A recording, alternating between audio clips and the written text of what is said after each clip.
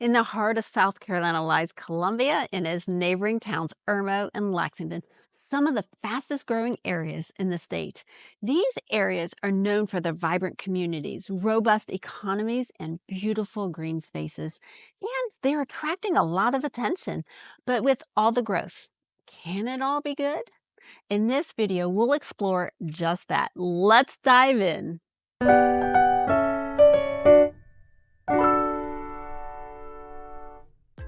Hey friends, I'm Jill Heydrich, your trusted realtor here in the Columbia Midlands area.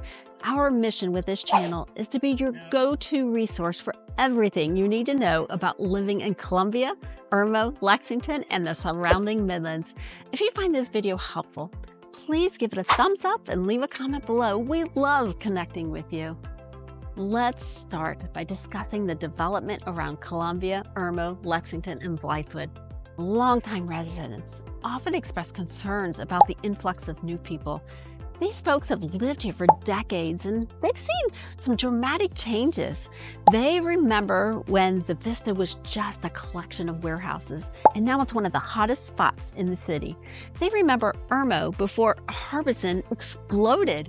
For instance, in Lexington, the growth around Lake Murray has brought new businesses and residents and leading to congestion on roads like 378 and North Lake Drive.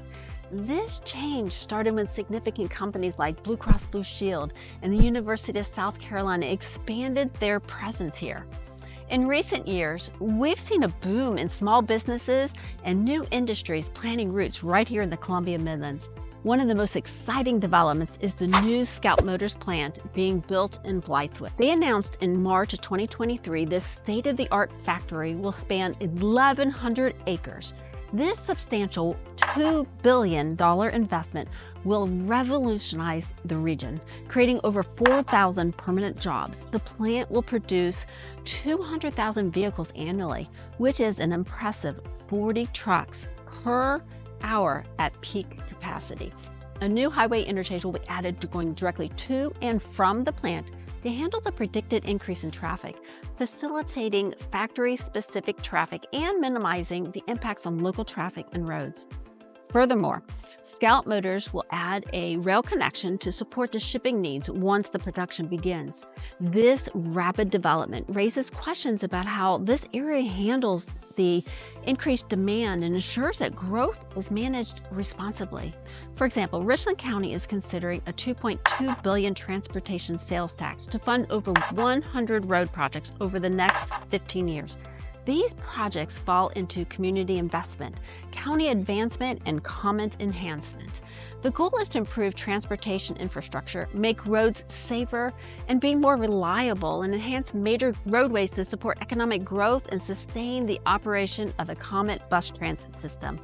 The most significant proposed projects include separating the rail lines from Assembly Street, widening US 76 near Lake Murray, and widening Spears Creek Church Road in Pontiac. These improvements are essential to accommodate the expected influx of workers and logistic traffic, especially with a new development like the Scout Motors plant.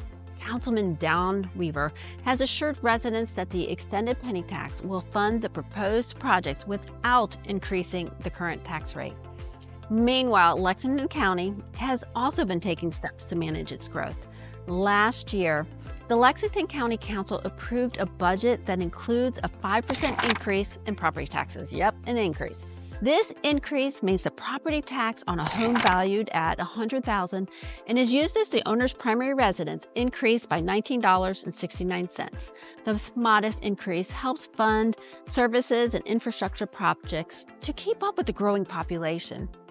Additionally, Lexington County is due for a reassessment in 2025, which will further ensure the property values and the taxes that they're aligned with the current market conditions.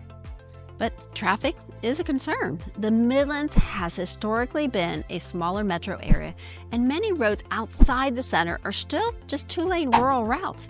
With the population increasing, these roads can get quite congested, especially during rush hour. Areas like the Northeast Columbia, Blythewood, and especially the expanding regions of Irmo and Lexington are experiencing significant growth, which puts pressure on the existing infrastructure. So what are Richland County and Lexington doing to address these changes?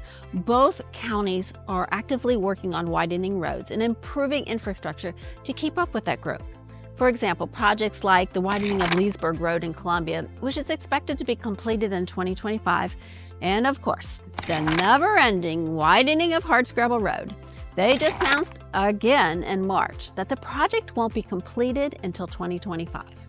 In some of the most desirable areas in the Midlands, building new homes is becoming increasingly challenging as local government officials move to slow down growth. Lexington County Council has implemented or is currently implementing several measures that make obtaining permits more difficult and increasing cost for the developers looking to build homes in the unincorporated and the rural parts of Lexington County with abundant land and attractive school districts.